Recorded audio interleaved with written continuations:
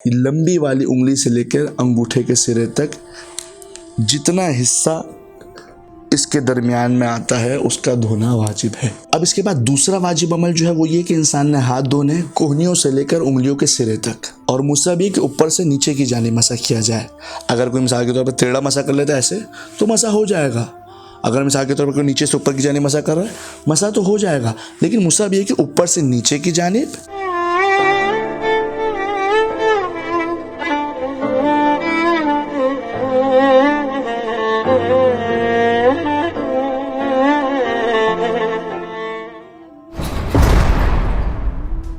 अल्लाहुम्मा सल्ली अला मुहम्मद व आले मुहम्मद व अज्जिल फरजहुम व अहलिक अदुव्वहुम। अस्सलामु अलैकुम व रहमतुल्लाह। नाज़रीन किराम, आज आपके सामने वुज़ू के मुतालिक गुफ्तगू करना चाहता हूँ, जो कि इंतहाई ज़रूरी समझता हूँ, क्योंकि अक्सर औक़ात देखने में आता है कि लोग गलत वुज़ू कर रहे होते हैं, मकामात मुक़द्दसा पर आते हैं और उनको वुज़ू करना नहीं आता होता। कई साल से 15-15, 20-20 साल से नमाज़ें पढ़ रहे हैं, 40-50 साल उम्र हो गई है, लेकिन अब तक उनको वुज़ू करना नहीं आता। तो अगर जिसका वुज़ू सही ना हो तो उसकी तो इबादत ज़ाया हो जाती है। अगर किसी का वुज़ू बातिल हो तो उसकी नमाज़ें ज़ाया हो जाती हैं, उसकी इबादत ज़ाया हो जाती हैं। तो आइए आज आपके सामने वुज़ू का मुकम्मल तरीका बयान करता हूँ कि शिया वुज़ू किस तरीके से करते हैं, तरीका क्या है, मुस्तहबात क्या है, वाजिबात क्या है। चलिए शुरू करते हैं। वुज़ू में सबसे पहले इंसान ने नियत करनी है। अब ज़रूरी नहीं कि इंसान नियत करे, ये कहे कि मैं वुज़ू करता हूँ नमाज के लिए वाजिब क़ुर्बतन लिल्लाह, मैं वुज़ू करता हूँ कुरान की तिलावत करने के लिए वाजिब क़ुर्बतन लिल्लाह। तय्युन करना ज़रूरी नहीं है कि मैं नमाज के लिए कर रहा हूँ या कुरान की तिलावत के लिए कर रहा हूँ, वाजिब काम करने के लिए वुज़ू कर रहा हूँ, मुस्तहब काम करने के लिए कर रहा हूँ, ज़रूरी नहीं है। ज़बान से बोलना भी ज़रूरी नहीं है कि मैं वुज़ू करता हूँ, करती हूँ वाजिब क़ुर्बतन इल्लल्लाह, बिल्कुल भी ज़रूरी नहीं है। ज़बान से बोलना भी और तय्युन करना भी ज़रूरी नहीं है। बस इंसान को ये पता होना चाहिए कि वो वुज़ू कर रहा है और क़ुर्बतन इल्लल्लाह कर रहा है, इतना उसके लिए काफ़ी है। नियत का मतलब ये कि इंसान के जहन में ये बात मौजूद हो कि वो वुज़ू कर रहा है और क़ुर्बतन इल्लल्लाह कर रहा है, काफ़ी है। उसके बाद वुज़ू के अंदर सबसे पहले जैसे कि आपने देखा कि लोग अपना हाथ धोते हैं, कलाइयों तक हाथ धोते हैं, तो ये कलाइयों तक हाथ धोना मुस्तहब है, वाजिब नहीं है, ज़रूरी नहीं है। कलाइयों तक हाथ धोना मुस्तहब है। अगर इंसान धोएगा तो सवाब मिलेगा, अगर ना धोए तो कोई हर्ज नहीं है। ये हाथ धोने के बाद 3 मरतबा कुल्ली करता है। कुल्ली करना भी वाजिब नहीं है, ज़रूरी नहीं है, इंसान इसको छोड़ सकता है, कोई हर्ज नहीं है। उसके बाद इंसान 3 मरतबा नाक में पानी डालता है, ये भी वाजिब नहीं है, ज़रूरी नहीं है, मुस्तहब है। अगर इंसान करेगा, कुल्ली करेगा, इंसान नाक में पानी डालेगा, इंसान कलाइयों तक हाथ धोएगा तो ये मुस्तहब है, सवाब मिलेगा। अगर पानी कम है, इंसान जल्दी में है, नमाज का वक्त निकलता जा रहा है, या बगैर किसी उज़्र के भी इंसान अगर इनको छोड़ना चाहे तो छोड़ सकता है। क्यों? क्योंकि ये मुस्तहब है। अब उसके बाद पहली ज़रूरी चीज़ और पहला वाजिब अमल जो वुज़ू के अंदर है वो है चेहरा धोना। अब चेहरा किस तरीके से धोना है? चेहरा धोना है बाल उगने की जगह से लेकर थोड़ी तक, बाल उगने की जगह से लेकर थोड़ी तक, और चौड़ाई में लंबी वाली उंगली से लेकर अंगूठे के सिरे तक जितना हिस्सा इसके दरमियान में आता है उसका धोना वाजिब है। ये देख लें, जितना हिस्सा इसके दरमियान में आता है उसका धोना वाजिब है। ज़रूरी नहीं कि इंसान अपने कानों तक में पानी डाले, कानों तक धो, नहीं, बस यहाँ तक इंसान धो ले तो ये काफ़ी है। इंसान बस इतना हिस्सा धो ले जितना उसके हाथ में आ रहा है, जितना उसके हाथ में आ रहा है उतना इंसान धो ले, ये काफ़ी है। मिसाल के तौर पे सामने टैप लगा हुआ है, इंसान ने एक चुल्लू भरा पानी का, उसके बाद बाल उगने की जगह से लेकर ऐसे करके पानी से ऐसे करके धो लिया। नीचे की जानिब धोना है। अब ये बात याद रहे कि इंसान ने नीचे की जानिब धोना है, ऐसे करके धोना है, ऐसे करके नहीं धोना, ऐसे करके नीचे से ऊपर की जानिब में ऐसे करके घुमाना नहीं है।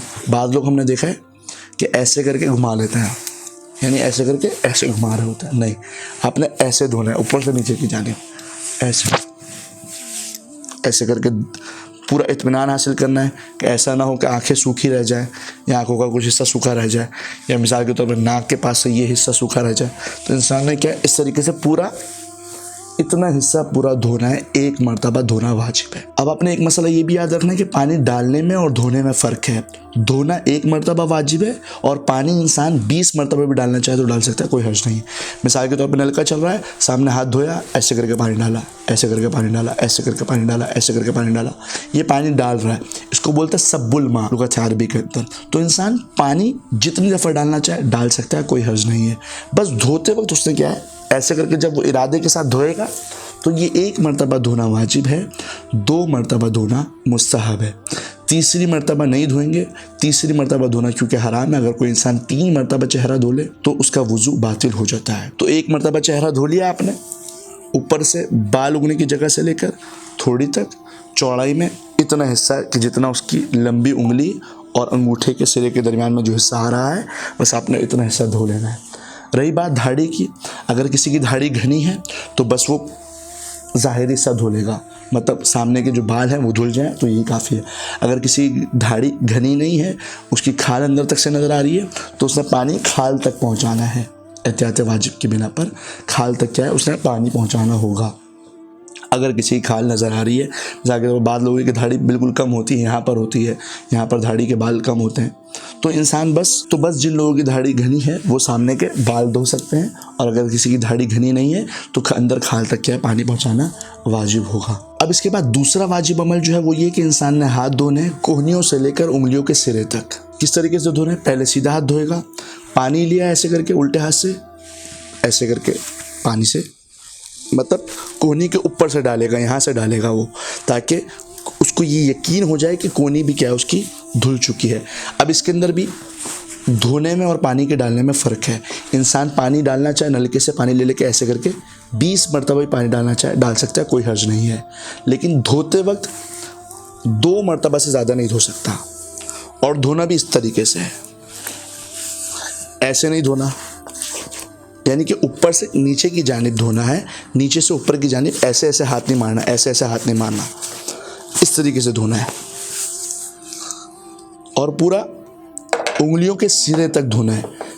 ऐसा नहीं कि बाज़ लोग समझते हैं कि शुरू में जो उसने हाथ धोए कलाइयों तक, बस वो हाथ धुल चुका है, उसने क्या यहाँ तक धोना होता है। नहीं, यहाँ तक नहीं धोना, बल्कि यहाँ तक धोना वाजिब है, उंगलियों के सिरे तक धोना वाजिब है।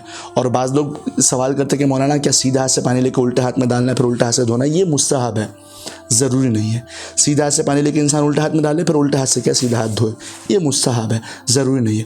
इसी तरीके से बाद लोग सवाल करते हैं कि मौलाना कि मर्द जब हाथ धोना शुरू करे तो पहली मरतबा कोहनी की जानिब से पानी डाले, औरत जब हाथ धोना शुरू करे तो पहली मरतबा क्या है अंदर की साइड से धोए। तो क्या ये सब कुछ मुस्तहब है, इस्तेहबाब में शामिल है, ज़रूरी नहीं है। यानी कि मुस्तहब तो ये है कि इंसान जब पहली मरतबा हाथ धोए तो पानी डालते वक्त कोहनी से पानी डाले और फिर पूरा हाथ क्या है धोए।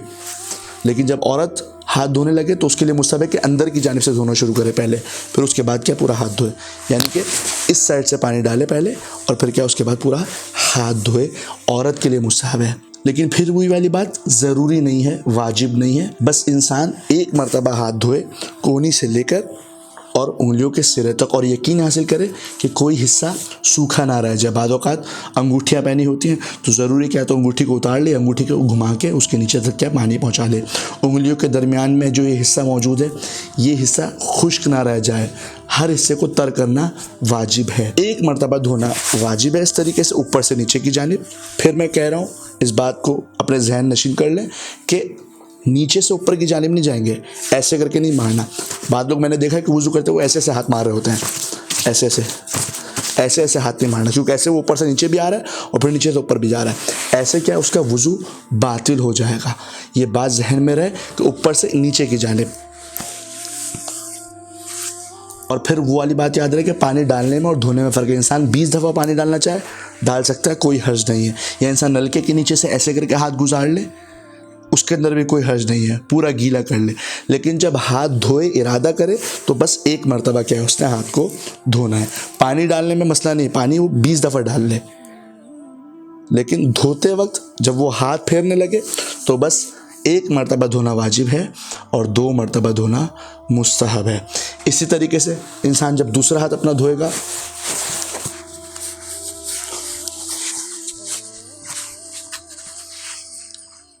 सीधा हाथ से पानी लेकर उल्टे हाथ में कोहनी के ऊपर से पानी डालेगा और फिर उसके बाद नीचे की जानिब अंगूठी पहनी हुई अंगूठी को उतार दे, कोई कड़ा, ब्रेसलेट, कोई कलावा वगैरह या कोई रस्सी वगैरह या कोई डोरी वगैरह बांधी हुई है तो उसको उतार के या तो फिर उतार दे या तो उसके नीचे तक क्या है पानी पहुंचाए। ज़रूरी है इंसान ऐसे करके पानी लेके ऐसे करके कोहनी के ऊपर से डाले ताकि उसको यकीन हो जाए कि कोहनी का हिस्सा पूरा धुल चुका है।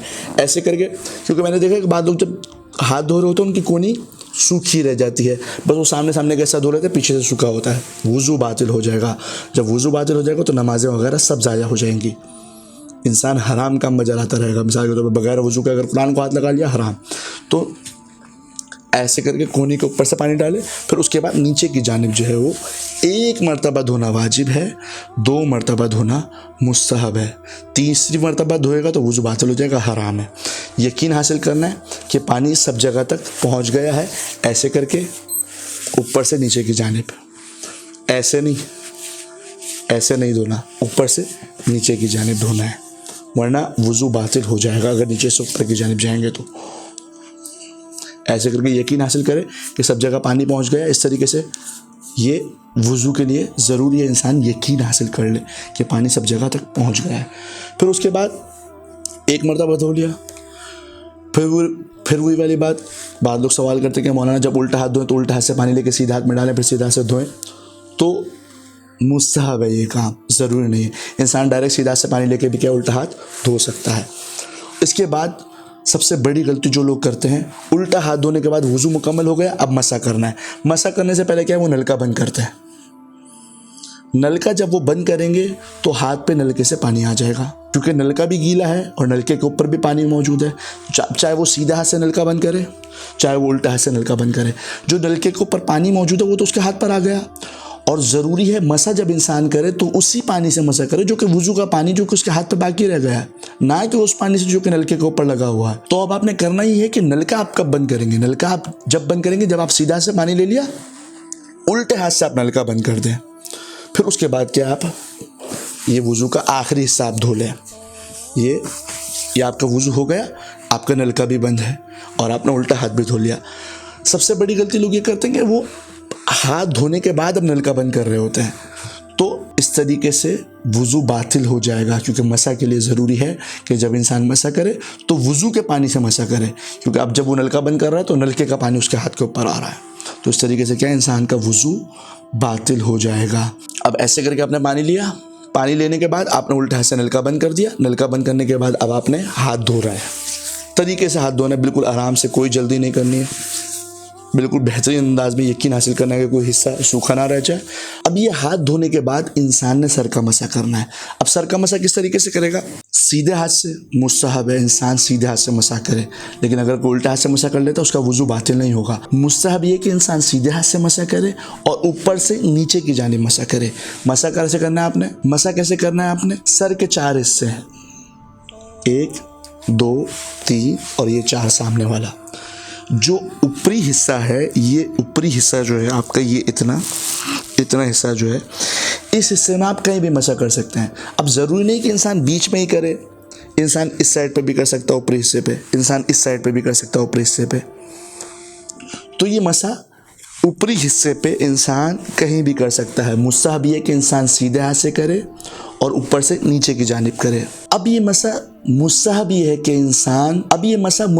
इंसान 1 उंगली की लंबाई बराबर तूल में, लंबाई में 1 उंगली बराबर, चौड़ाई में 3 मिली हुई उंगलियों बराबर इंसान मसा करे। वैसे तो मसा इंसान अगर करना चाहे 1 उंगली से हल्का सा रख के खींच ले, ये मसा हो गया, लेकिन मुस्तहब ये कि 1 उंगली बराबर लंबा खींचे और चौड़ाई में 3 मिली हुई उंगलियों के बराबर इंसान मसा करे। और मुस्तहब ये कि इंसान पूरा हाथ से मसा कर ले। ऐसे करके आपने हाथ धो लिया, उसके बाद हाथ लें पूरा, ऐसे करके सामने वाले हिस्से पे फेर दें। अब ज़रूरी नहीं कि इंसान मांग निकाले, खाल के ऊपर मसा करे। खाल के ऊपर मसा करना ज़रूरी नहीं है। इंसान अगर किसी के छोटे बाल हैं, मिसाल के तौर पर इतने बड़े बाल हैं, तो ये बालों के ऊपर मसा हो जाएगा, कोई हर्ज नहीं। लेकिन अगर किसी के इतने बड़े बाल हैं कि अगर कंघा करने से सामने के बाल जो पीछे की जानिब चले जाते हैं या सामने के बाल जो हैं वो राइट साइड पे चले जाते हैं, तो उसके लिए ज़रूरी है अगर किसी के बड़े बाल हैं तो वो मांग निकाल के खाल के ऊपर मसा करे या बालों की जड़ों पर मसा करे।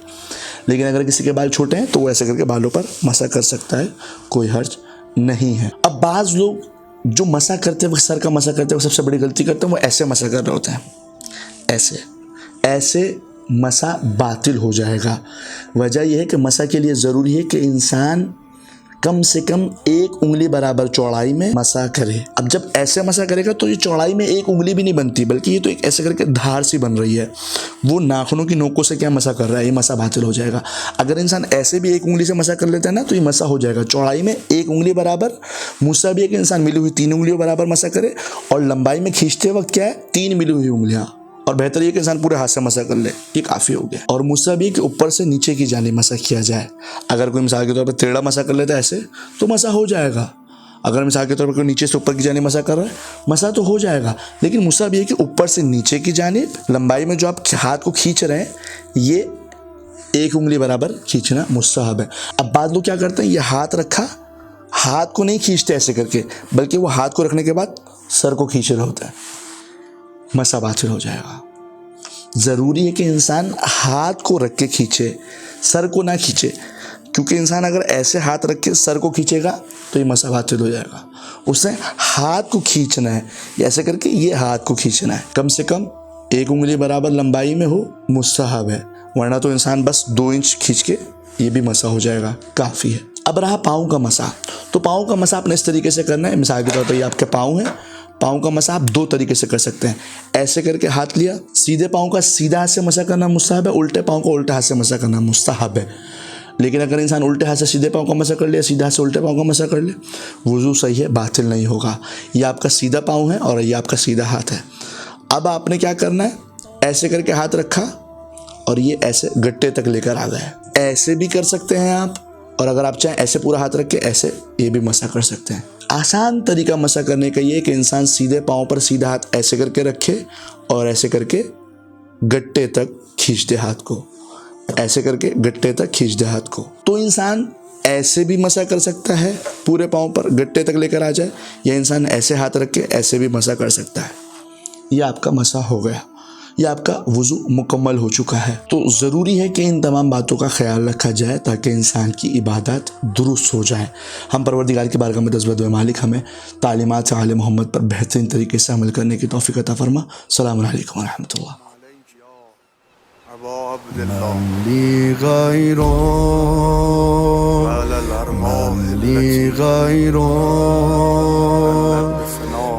که ندارم کسی رو به غیرت آرزو